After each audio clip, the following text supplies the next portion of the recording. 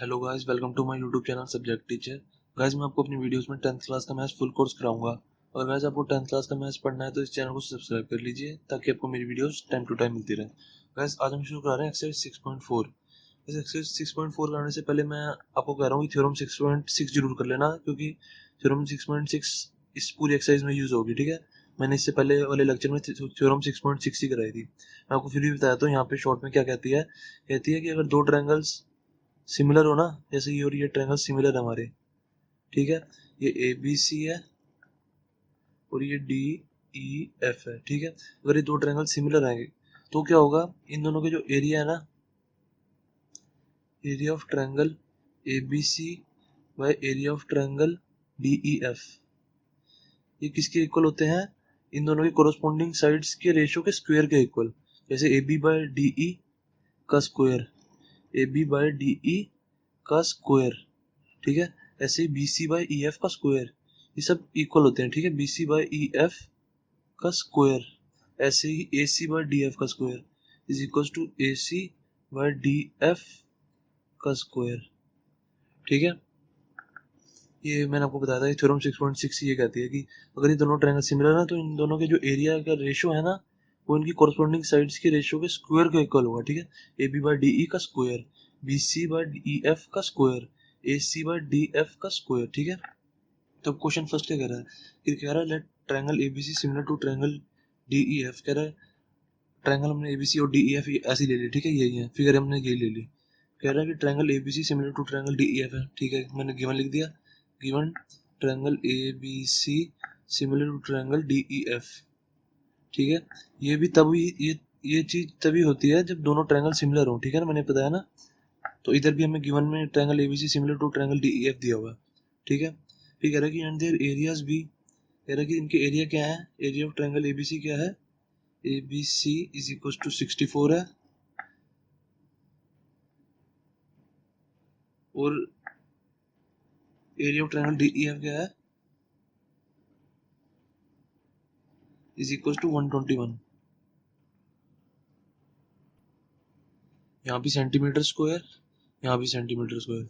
ठीक है, फिर कह रहा है कि E F is equal to 54 से 15.4 दिए हुए। ठीक है, ई एफ हमारे को दिए हुए 15.4। ठीक है, कह रहा है कि find B C, B C निकालनी है। ठीक है, ये कह रहा है हमें, हमने यही दोनों ट्रायंगल्स ले लिए। ठीक है, ABC similar to triangle DEF दिया हुआ है, ABC triangle similar to DEF.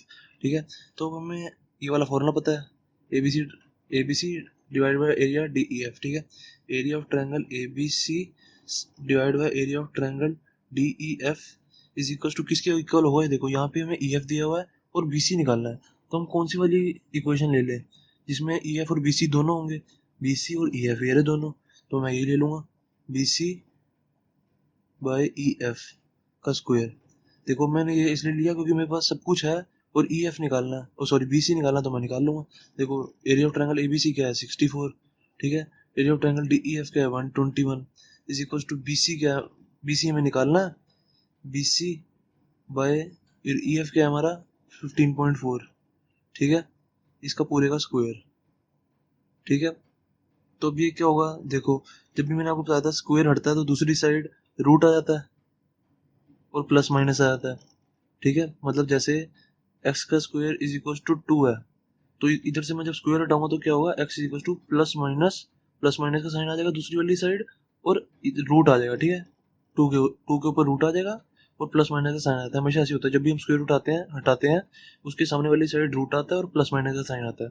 अब इसमें माइनस का साइन गाइस इसलिए इग्नोर कर देंगे क्योंकि हमारी साइड्स कोई भी ट्रायंगल के माइनस में नहीं हो सकती। हम X is equal to plus root 2 ऐसे लिखेंगे। ठीक है, अगर ट्रायंगल्स के हिसाब से है, ट्रायंगल्स में कभी भी साइड माइनस में नहीं हो सकती तो हम हमेशा प्लस में लेंगे। अब ऐसे ही इधर है, अब मैंने इधर से स्क्वायर हटाया तो क्या आ जाएगा, दोनों के सामने रूट आ जाएगा, by 121 is equal to B C by 15.4। Square मैंने इधर से हटा दिया तो इधर रूट आ गया। ठीक है, और प्लस माइनस का साइन आएगा। ठीक है, प्लस माइनस का साइन में से मैं माइनस इसलिए नहीं लिखूंगा क्योंकि मेरी साइड कभी नेगेटिव हो नहीं सकती। कोई भी साइड बी सी हमारी, हम बी सी निकालेंगे तो बी सी हमारी नेगेटिव हो सकती है? कभी भी नहीं हो सकती साइड, ट्रायंगल की साइड। तो रूट 64 क्या होगा, रूट 64 होता है 8। ठीक है, मैं इसको ऐसे कर दूंगा ना, root 8 sorry √64/√121 is equal to BC/15.4। ऐसे कर दिया मैंने। तो इसके बाद देखो क्या होगा। अब √64 क्या होता है? 8 का स्क्वायर। 8 का स्क्वायर ऐसे मैं इसको ऐसे नहीं लिख सकता, इस वाली पूरी इक्वेशन को, इस वाले पूरे पार्ट को रूट इसको 11 का स्क्वायर लिख दूंगा, क्योंकि 11 का स्क्वायर 121 होता है। गाइस स्क्वायर 1 से लेके 20 तक पक्का याद कर रहे हैं ना, 25 हो सके तो बहुत अच्छा है, 1 से लेके 25 तक। ठीक है, तो 64 का होता है 8 का स्क्वायर और 121 होता है 11 का स्क्वायर। तो मैंने आपको बताया था हमेशा रूट से स्क्वायर कट जाता है, रूट से स्क्वायर कट जाता है। तो हमारा आंसर क्या आ गया? 8/11 इज इक्वल टू BC/15.4। ठीक है, इतना मेरा आ गया। अब 15.4 को मैं ऊपर ले जाऊंगा, मल्टीप्लाई कर दूंगा। 8/11 इंटू में 15.4 इधर ले गया, 15.4 इज इक्वल टू BC। अब इसको सॉल्व कर देंगे तो हमारा BC आ जाएगा।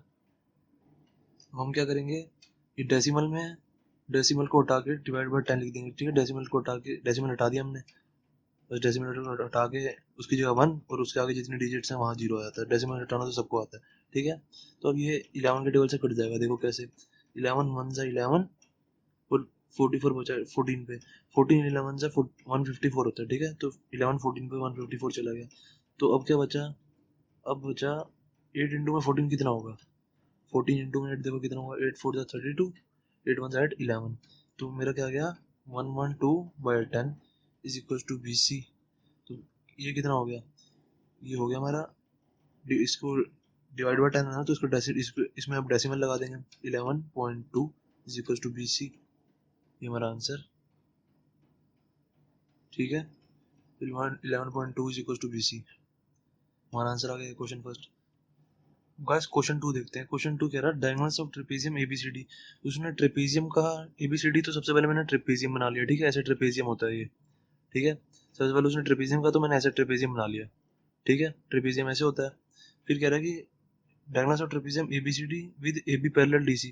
तो AB पैरेलल DC कह रहा था, तो मैंने इसको नाम दिया ABCD नाम दे दिया। ठीक है, इसको तो AB वाली साइड पैरेलल होगी DC वाली साइड के। ठीक है, ऐसे ये पैरेलल, इसके AB वाली साइड पैरेलल होगी DC के। ठीक है, मैं आपको बता रहा हूँ मैंने फिगर कैसे बनाई है। ठीक है ना, इंटरसेक्ट, और कह रहा है कि diagonals of trapezium intersect each other at O। कह रहा है ना diagonals of trapezium ABCD with AB parallel DC intersect each other at O, मतलब ये जो डायगोनल्स है, ये डायगोनल्स बना दिए मैंने ऐसे करके। ठीक है, ऐसे डायगोनल्स बना दिए, कह रहा है इंटरसेक्ट करते हैं O पे, तो इसको O नाम दे दिया मैंने। ठीक है, मैंने आपको बता दिया मैंने फिगर कैसे बनाई है। कह रहा है कि find the ratio of the areas of triangle AOB and COD।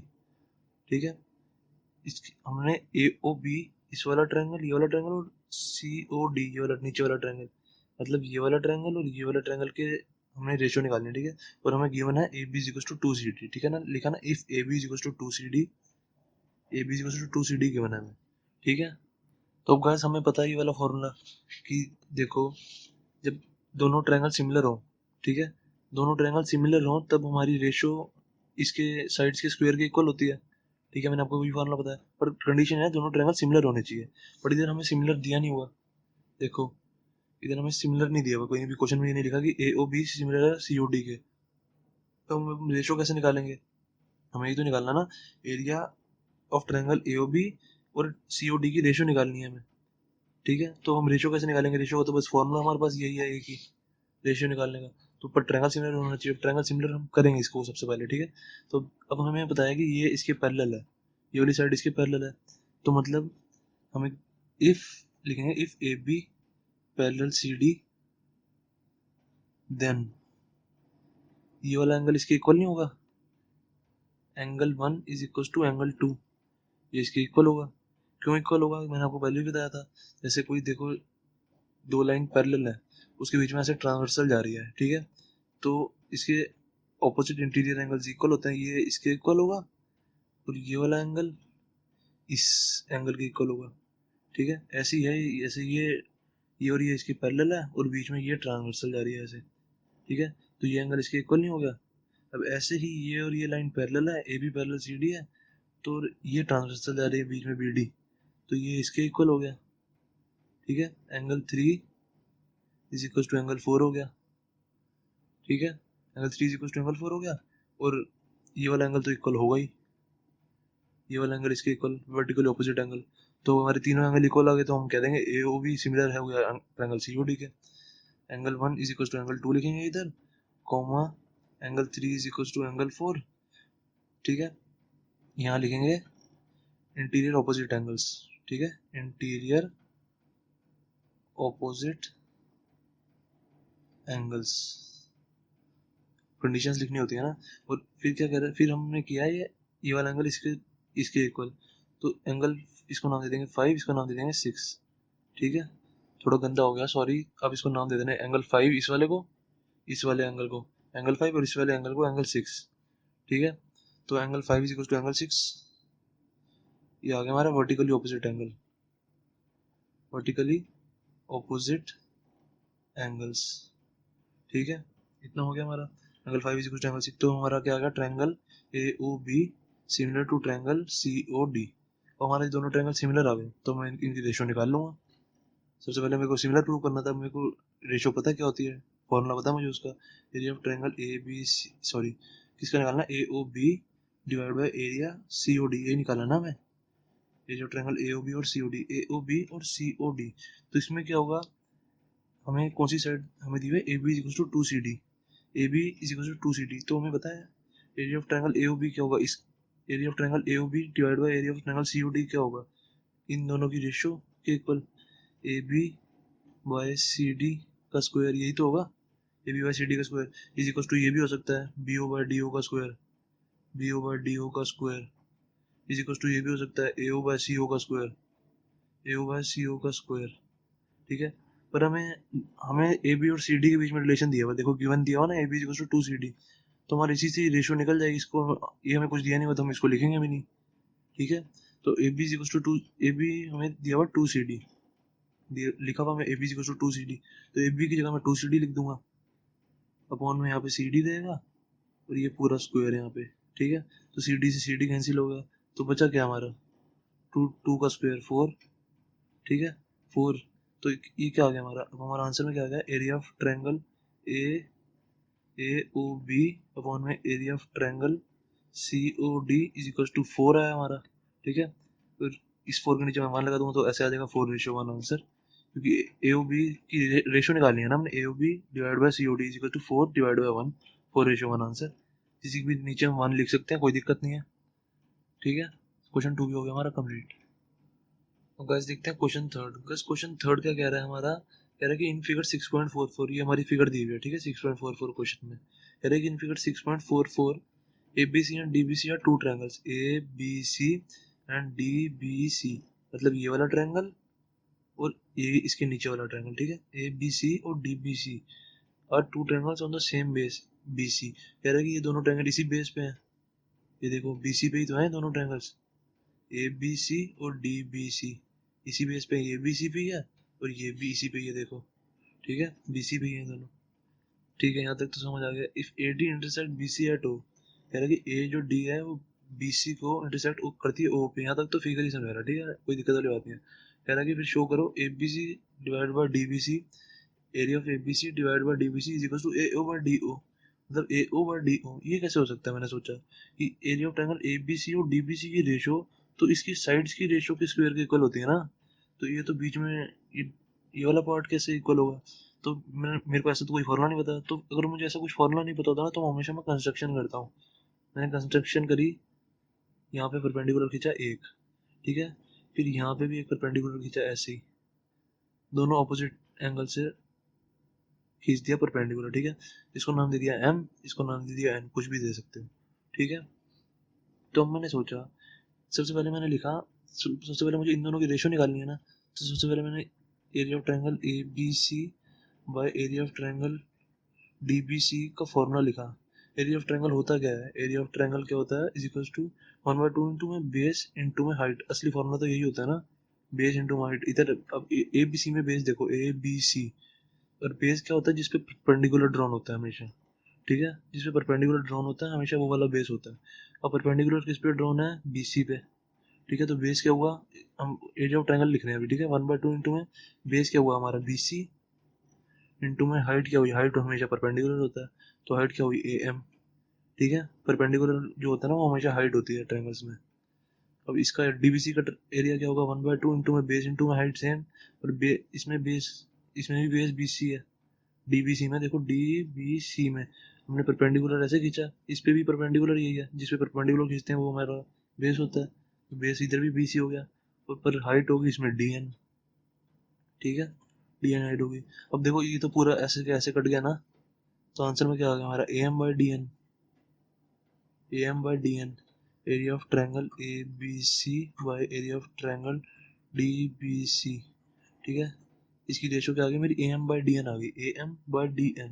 तो मैंने सोचा मेरे को लानी तो AO/DO है, मतलब मुझे AO/DO लानी है, मतलब मुझे इस वाले ट्रायंगल में से कुछ मिल जाए, ये AO यहाँ से मिल जाए और DO यहाँ से मिल जाए इस वाले ट्रायंगल में से, ठीक है। ये जो छोटे वाला ट्रायंगल बन रहा है ये, तो मैंने सोचा इसमें से मुझे कुछ ना कुछ मिल सकता है, कैसे इन दोनों को मैं सिमिलर प्रूव कर देता हूँ, इस वाले ट्रायंगल को AOM को और DON को। अब देखो मैं कैसे करता हूँ, समझाता हूँ। In triangle AOM and triangle DON, ठीक है, ये दोनों ट्रायंगल ले लिए मैंने। मैंने कहा कि एंगल 1, ये मेरा एंगल 1 है, ये मेरा एंगल 2 है, ठीक है, 90 डिग्री है दोनों, मेरा angle 1 is equal to angle 2 each 90 degree, ठीक है। इतना हो गया मेरा। मैंने कहा दो एंगल मैं इक्वल कर दूंगा तो मेरे दोनों ट्रायंगल सिमिलर हो जाएंगे, मैं इन दोनों ट्रायंगल को भी सिमिलर प्रूव कर रहा हूँ, ठीक है ना। और ये वाला एंगल इसके इक्वल, ठीक है, ये वाला एंगल इसके इक्वल, इसको नाम दे देता हूँ मैं 3, इसको दे देता हूँ नाम 4, angle 3 is equal to angle 4, vertically opposite angle, vertically opposite angles, ठीक है, वर्टिकली ऑपोजिट एंगल्स हो गया ये एंगल दिए, इसको नाम दे दिया मैंने 3, इसको नाम दे दिया मैंने 4, ठीक है। तो एंगल 3 इक्वल टू एंगल 4, दो मेरे एंगल इक्वल आ गए, तो ये दोनों triangle similar, area of triangle AOM similar to triangle DON, और मेरे ये दोनों ट्रायंगल सिमिलर हो गए। तो मेरी, अब देखो ये वाली साइड AM, जो AM परपेंडिकुलर है, AM, अब जो दो ट्रायंगल सिमिलर होते हैं तो उनकी साइड भी तो, उनकी साइड का जो प्रोपोर्शन होता है वो भी तो इक्वल होता है, मतलब AM/DN, AM/DN is equal to क्या आ जाएगा, AO/DO, AO/DO is equal to क्या आ जाएगा, OM/ON, OM/ON, ये आ जाएगा हमारे दोनों, तीनों साइड्स की रेशो, मतलब तीनों साइड्स की रेशो इक्वल होगी, ठीक है। ये परपेंडिकुलर डिवाइड बाय परपेंडिकुलर, फिर AO/DO is equal to OM/ON, ठीक है। तो मेरा ये, इसका तो कोई मतलब ही नहीं है OM/ON का, इसका मुझे कुछ नहीं लाना, क्योंकि मुझे AM को DN, AM/DN ये आया था ना हमारा, AM/DN ये आया था, मेरे को AM/DN की जगह AO/DO लाना था, क्योंकि ये लाना ना मुझे AO/DO। तो हेंस पुट, इसको मैं इक्वेशन दे दूंगा फर्स्ट, इसको नाम दे दूंगा सेकंड, हेंस इधर लिख दूंगा hence put equation first in equation second, तो ऐसे पुट कर दूंगा तो हमारा आंसर आ गया, area of triangle ABC by area of triangle DBC is equal to AO/DO। Answer हमारा ये टू शो करना था हमें, हो गया शो, ठीक है। अब गाइस कोई देखते हैं हम क्वेश्चन फोर्थ।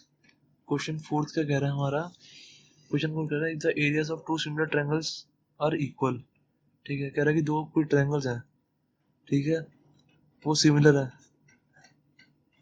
कह रहा है कि दो ट्रायंगल्स हैं उनका, वो सिमिलर है, उनका एरिया भी इक्वल है, ठीक है। गिवन है ट्रायंगल ABC नाम दे दिया इसको, DEF दे दिया, कुछ भी दे सकते हो, ठीक है। एक given ABC similar to triangle DEF, ये गिवन है हमें, ठीक है। और इनका गिवन है कि area of triangle ABC is equal to area of triangle DEF, ये हमें गिवन है, ठीक है। तो हमें कह रहा है कि प्रूव करो कि ये कॉन्ग्रुएंट है, ये दोनों ट्रायंगल्स। गाइस कॉन्ग्रुएंसी क्या होती है, कॉन्ग्रुएंट होते हैं जब जब भी मैं कहूँ ना कि ये ट्रायंगल इसके कॉन्ग्रुएंट है, तो मतलब है कि इसकी जो कॉरस्पॉन्डिंग साइड्स है ना वो इक्वल है, ठीक है। इक्वल मतलब इनका रेशियो इक्वल नहीं, जैसे हम जब कहते हैं ये दोनों ट्रायंगल सिमिलर है तो हम ये कहते हैं ना AB/DE is equal to BC/EF, BC/EF is equal to AC/DF, ये कहते हैं ना AC/DF, जब ये दोनों ट्रायंगल सिमिलर होते हैं। जब मैं कहूँगा कि ये दोनों ट्रायंगल कॉन्ग्रुएंट है, सिमिलर का साइन ये ऐसे होता है, कॉन्ग्रुएंट का साइन ऐसे होता है, ठीक है, ये होता है कॉन्ग्रुएंट का साइन, ठीक है। तो जब मैं कहूँगा ये ट्रायंगल्स कॉन्ग्रुएंट है तो मतलब क्या है इसका, AB is equal to DE, तीनों साइड एक दूसरे के इक्वल होती हैं, जैसे AB is equal to DE, BC is equal to EF, BC is equal to EF और AC is equal to DF, ठीक है। तो हम कहेंगे कि ये ट्रायंगल कॉन्ग्रुएंट है, ठीक है। तो मैं इसको कॉन्ग्रुएंट कैसे प्रूव करूँ, तो सबसे पहले मुझे दिया हुआ एरिया ऑफ ट्रायंगल ABC और DEF इक्वल है, ठीक है। तो इसका मतलब सबसे पहले मैं वो बोला फॉर्मूला लिख दूंगा अपना जो मुझे पता है, जब भी ट्रायंगल की रेशियो का फॉर्मूला, जो ट्रायंगल की रेशियो का फॉर्मूला मैंने आपको बताया था, ये वाला मैं फॉर्मूला लिख दूंगा। Area of triangle A B C by area of triangle, यहाँ पे बस ये फॉर्मूला लिख रहा हूँ मैं, ठीक है। डी ई एफ क्या आएगा, is equal to A B by D E का square, A B by D E का स्क्वायर, डी ई का square is equal to B C by E F का square is equal to A C by D F का square, A C by D F का square, ठीक है। अब ये कह रहा है कि ये दोनों इक्वल हैं, ये दोनों इक्वल, ये दोनों ट्रायंगल्स का एरिया इक्वल है का क्या मतलब होगा। जैसे मैं कहूँ कि एक्स और वाई दोनों इक्वल हैं, तो अगर मैं एक्स बाय वाई लिखूंगा तो क्या आएगा, 1 आएगा आंसर, क्योंकि मैं इसको नीचे ले गया। एक्स को मैं ऐसे ले गया ना, एक्स को इस साइड नीचे ले गया, तो बचा क्या हमारा 1, तो X by Y equal to 1 आ गया हमारा, ठीक है। एक्स बाय वाई, तो ऐसे ही एरिया ऑफ ट्रायंगल एबीसी और डी ई एफ इक्वल है, तो मैं इसको नीचे ले जाऊंगा ऐसे, इसको मैं ऐसे नीचे ले गया तो क्या आ जाएगा, ऐसे ही वाई को जैसे मैं नीचे ले गया तो इक्वल टू में क्या है 1, तो यहाँ भी क्या आ जाएगा इज इक्वल टू 1, मतलब ये सारे 1 के इक्वल हैं, ठीक है। अब ये सारे 1 के इक्वल हैं तो हमें क्या प्रूव करना है, बस हमें ये तीनों साइड इक्वली तो प्रूव करनी है। ये इसके इक्वल, ये इसके इक्वल, ये इसके इक्वल, ये देखो ये तो आ गई। अब जैसे मैंने कहा कि एक्स बाय वाई का होल स्क्वायर 1 के इक्वल है, तो इधर से मैं स्क्वायर हटाऊंगा तो क्या आ जाएगा, X by Y is equal to under root 1, ये आएगा ना अंडर रूट। रूट 1 क्या होता है हमारा, 1 ही होता है, इज इक्वल टू 1 आ जाएगा, मतलब X by Y is equal to क्या आ गया हमारा 1, ठीक है। तो स्क्वायर हटाएंगे तो जब भी सामने 1 हो, हम स्क्वायर हटाए तो 1 ही रहता है, ठीक है। सीधा डायरेक्ट याद रखना है, जब भी स्क्वायर हम हटाए ना तो सामने अगर 1 हो तो वो 1 ही रहता है। तो सबसे पहले मैं ए बी ऐसे हटाऊंगा, देखो A B by D E का स्क्वायर है, इज इक्वल टू 1 है, ये इज इक्वल टू 1 के इक्वल है, तो A B by D E क्या हो जाएगा, A B by D E is equal to 1 हो जाएगा ये, ठीक है। तो इससे क्या आ गया हमारा, इससे हमारा ये नहीं आ गया, डी ई को मैं ऊपर ले जाऊंगा, तो क्या आ जाएगा, A B is equal to D E, ये आ गया हमारा। डी ई को इस साइड ऊपर ले गया ना मैं, डी ई को इस साइड ऊपर ले गया, क्रॉस मल्टीप्लाई ऊपर कर दिया, तो A B is equal to D E आ गया। 1 इंटू डी ई क्या हो जाएगा, डी ई होगा, 1 इंटू में डी ई, डी ई होगा, 1 इंटू में एक्स क्या होता है, एक्स ही होता है, तो 1 इंटू में डी ई क्या होगा, डी डी ई खाली। तो ऐसे ही अब सेकंड वाला लूंगा मैं, बी सी बाई एफ का square, B C by E F का स्क्वायर इज इक्वल टू 1 है, तो बी सी बाई एफ क्या आ गया, B C by E F is equal to 1 ही आएगा हमारा, स्क्वायर हटा दिया मैंने। तो इसको भी ऊपर क्रॉस मल्टीप्लाई कर दूंगा, क्या आ जाएगा, B C is equal to E F, ठीक है। हमारा फर्स्ट वाला भी पार्ट आ गया, सेकंड वाला भी आ गया, A B is equal to D E था फर्स्ट वाला, सेकंड आ गया B C is equal to E F, ये वाला भी आ गया। ऐसे ही थर्ड वाला करो, ए सी का स्क्वायर बाय डी एफ का square, A C by D F का square sorry is equal to 1, तो A C by D F क्या आ जाएगा हमारा, A C by D F is equal to 1, तो ऐसे ही इसको डी एफ को ऊपर ले जाऊंगा तो क्या आ जाएगा, ए सी इक्वल टू डी एफ, ठीक है। ये भी हमारा आ गया, थर्ड पार्ट भी आ गया। तो हैंस इसको कह देंगे फर्स्ट, इसको कह देंगे सेकंड, इसको कह देंगे थर्ड। तो from first second third triangle A B C, congruent का साइन ऐसे होता है, ट्रायंगल डी ई एफ, ठीक है। ये आ गया हमारा, बस क्वेश्चन फोर्थ भी हो गया हमारा कंप्लीट, ठीक है। Thank you.